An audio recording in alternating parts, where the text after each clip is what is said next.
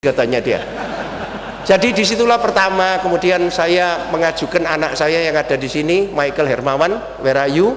Ini saya kirim Michael mulai umur 15 ke Amerika, jadi Inggrisnya mimpi juga bahasa Inggris ya. Jadi dia yang membantu buku saya yang pertama. Stephanie, anak saya yang kedua, juga mulai dari umur 15 dia di Amerika, jadi saya kenalkan sama Profesor. Tidak apa-apa, anakmu saja yang membantu, tetapi saya perlu wisdom kamu. Itulah pertama perjalanan bagaimana pemikiran-pemikiran saya mulai dibawa ke dunia internasional dan merupakan dorongan buat saya untuk terus berkarya. Tetapi satu mungkin yang harus diakui dan mungkin masih secret. Kenapa model seperti 4C, PDB, dan 9 elemen ini menjadi gampang dimengerti? Karena saya pernah sekolah di ITS, Pak. Orang engineering itu logik, semuanya harus pakai model. Mohon maaf, di dunia marketing kebanyakan nggak pakai model, cuma penjelentrean aja 1, 2, 3 sampai 20 gitu. Orang gampang lupa. Nah, dengan logika saya sekolah di ITS dan tidak lulus, walaupun tidak lulus, tapi ternyata Profesor Philip Kotler was very impressed. Bagaimana textbook yang 400 halaman kamu cuma bikin jadi 2 gambar itu dok, 4C, PDB, 9 elemen. Itu karena berkat ITS, Pak Rektor. Saya masuk bagian yang kedua, redefinition. Ketika dunia berubah, ada internet, ada Twitter, ada dan sebagainya, dan jangan lupa Indonesia itu luar biasa, Pak. Kita baru akan mencapai 3.000 US dollar GDP per kapitanya tahun ini, tetapi kalau Facebook sudah nomor 2 di dunia, kalau Twitter nomor 6 di dunia dari jumlah user, tetapi aktivitas nge-tweetnya nomor 3 di dunia. Jadi orang Indonesia itu sangat internet oriented. Orang Indonesia itu sangat horizontal, apalagi setelah kita mengalami 1998 dari Pak Harto yang demikian vertikal, otoritatif, kemudian kita mengalami beberapa presiden, Pak Habibie, Gus Dur, Ibu Mega, dan sekarang Pak SBY, kita dari vertikal menjadi horizontal. Karena itu saya berpikir marketing pun harus diredefinisi. Karena itu berikutnya kita lihat 4C harus menjadi 5C. Saya tambahkan C kelima, karena kalau kita tidak terkonek 24 jam sehari, 7 hari seminggu, 365 hari setahun dengan customer, dengan kompetitor, dan change, kita we will be left behind. Kita sudah melihat sekarang kalau handphone ketinggalan, kita merasa takut sekali. Kenapa takut? Karena tidak terkonek. Karena itu dari 4C menjadi 5C. Ini redefinisi. Kemudian coba next, kita melihat PDB, positioning, differentiation, branding, yang menjadi 9 elemen tadi, segmentation, targeting, positioning, differentiation, marketing, mix, dan selling, brand, service, process, itu semuanya masih vertikal. Jadi saya mengatakan pada Profesor Philip Kotler sekarang, ini waktunya meredefinisi marketing, and you are the father of modern marketing. Saya akan membantu Anda untuk merumuskan textbook baru yang jumlahnya 12 nanti. Karena di sini ada 12C. Segmentation harus menjadi communitization. Segmentation itu kita melihat dari atas, Pak. Kita segmen. Customer tidak mau disegmen lagi, tetapi kita melihat community yang ada di market. Kemudian customer tidak mau ditarget, tapi confirm. Kita tidak boleh di-ignore. Seperti di internet, ibu-ibu banyak yang komplain sama saya karena di-ignore oleh anaknya sendiri. Tapi kita harus di-confirm. Positioning itu brainwashing, harus berubah menjadi clarification. Differentiation menjadi codification. Diferensiasi harus otentik. Kalau tidak otentik tidak bisa lagi. Kemudian produk menjadi co-creation, kita mengajak kepada customer untuk bekerja sama membuat produk. Price menjadi currency, place menjadi communal activation, promotion menjadi conversation. I believe that conversation is much more powerful than promotion. Orang tidak mau lagi dipromote. Karena apalagi orang Indonesia sudah sembilan horizontal. Begitu dia ngecek sama temannya di komunitas, temannya satu aja bilang bahwa ini tidak benar, promosi kita habis. Jadi conversation lebih penting. Selling menjadi commercialization. Kemudian brand menjadi karakter itu sangat penting. Kemudian service menjadi care, dan proses menjadi collaboration. Itulah redefinisi yang saya sedang lakukan, dan sebetulnya penerbit internasional John Wiley sudah meminta-minta model ini untuk diterbitkan, tapi sekarang masih saya tahan. Jadi to be honest, sebetulnya marketing di Indonesia itu lebih maju Pak daripada marketing di Amerika gitu ya. Jadi Profesor Philip Kotler juga tanya terus sama saya, kapan ini New Wave Marketing ini diterbitkan Hermawan? Jangan New Wave dulu, tapi kita menuju ke yang namanya marketing 3.0 dulu. Coba kita lihat futurization. Saya justru masuk ke sini dulu karena saya melihat dunia internet itu akan sangat bersinggungan dengan spiritual. Orang merasa katanya kalau sudah internet orang malah lupa sama Tuhan, orang boleh berbuat seenaknya. Buktinya ada Ariel yang bisa pakai internet kayak begitu, kemudian ada orang-orang yang berbuat Wikileaks dan sebagainya. Tapi saya melihatnya the future of marketing itu adalah marketingnya ala Nabi Muhammad, yaitu marketing al-amin. Saya beruntung sekali di sini ada direktur Islamic Banking, Pak Mulia. Where are you, Pak Mulia? Terima kasih atas kehadirannya. Saya mulai tahun 2007 diajak oleh Bank Indonesia. Saya beruntung sekali sebagai orang Katolik, tapi dipercaya untuk melakukan riset terhadap Islamic Banking, di mana saya bersama tim saya harus membaca hadis Pak, kayak Nabi Muhammad. Kalau sampai tidak jujur, walatnya 3 kali. Nah, jadi kalau kita lihat, coba kita lihat model futurisasi saya memberanikan diri Pak untuk membuat satu model yang sekarang luar biasa, sudah diterjemahkan 20 bahasa di seluruh dunia, dan nanti ada museumnya di Bali.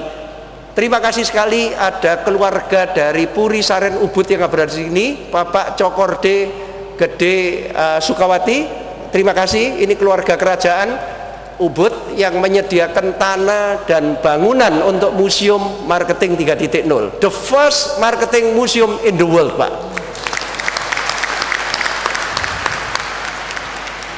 Adanya nanti di Museum Puri Lukisan, dan Ubud is Bali 3.0. Saya sering guyon kalau Kuta itu Bali 1.0 karena yang dijual produk pasir, klub. Kalau Jimbaran dan Nusa Dua 2.0 yang dijual adalah customer supaya puas. Tapi kalau Ubud 3.0, human spirit. Itulah marketing ala Nabi Muhammad Pak. IQ, EQ, SQ.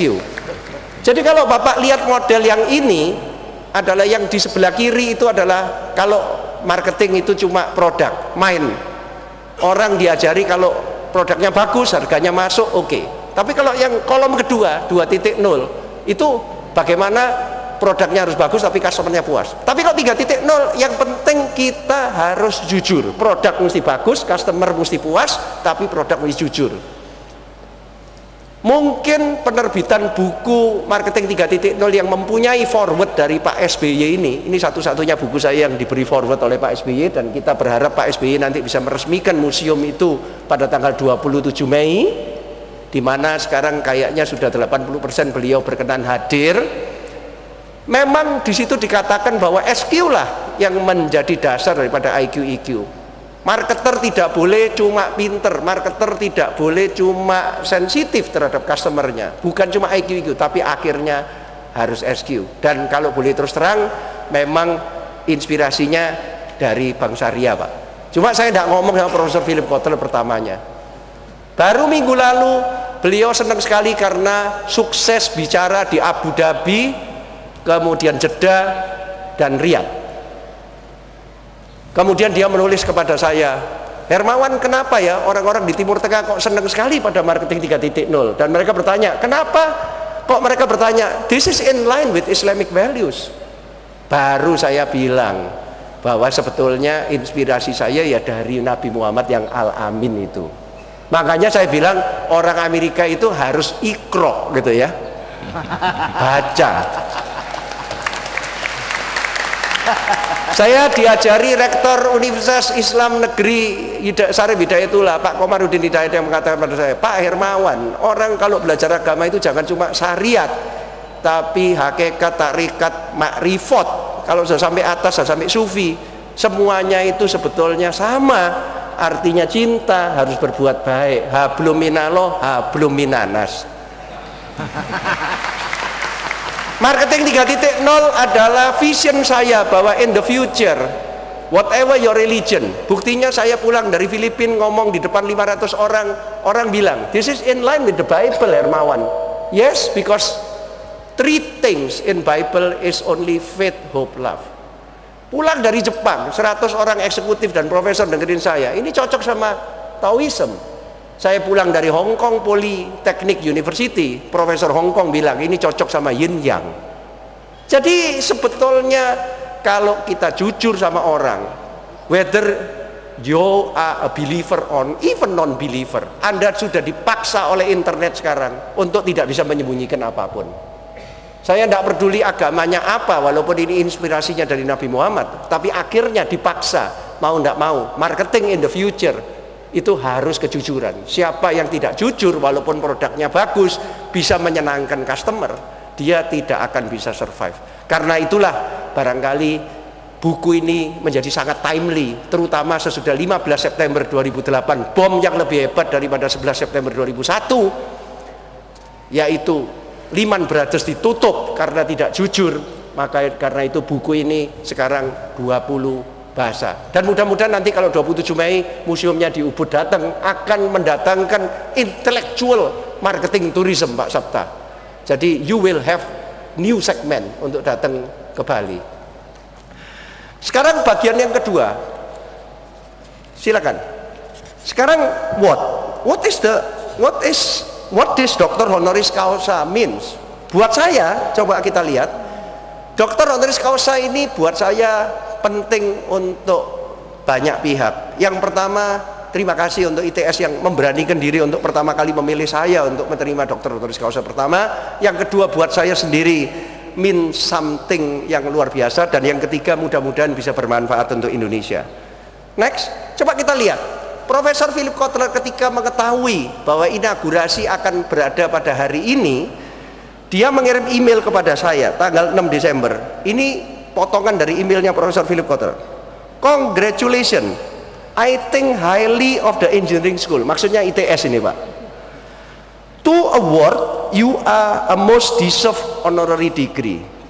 If Harvard was smart, they would give Bill Gates who dropped out an honorary degree by onology. Jadi Philip Kotler mengatakan ITS itu lebih hebat dari Harvard, Pak. Harvard tidak berani memberikan honorary doctorate degree pada Bill Gates, tapi ITS berani. Dan ini dipuji oleh Profesor Philip Kotler.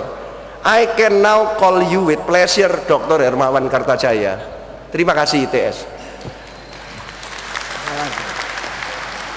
Buat saya sendiri, Pak, buat saya sendiri luar biasa.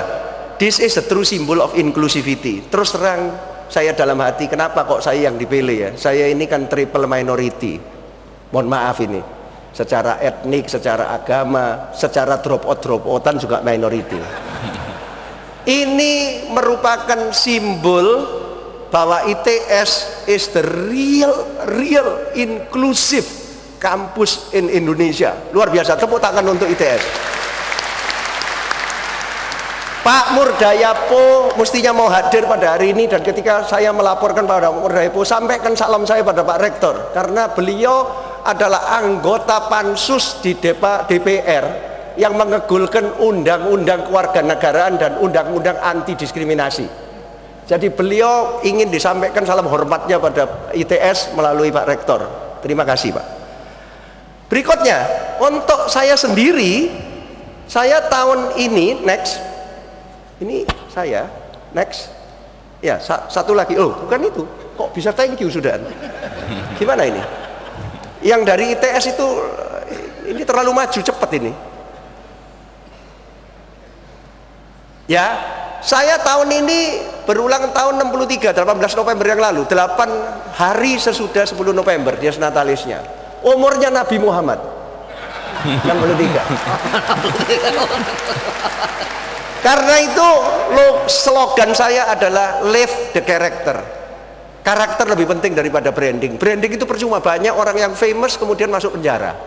Ariel juga famous tapi sekarang di penjara. Jadi karakter is more important than brand. Next.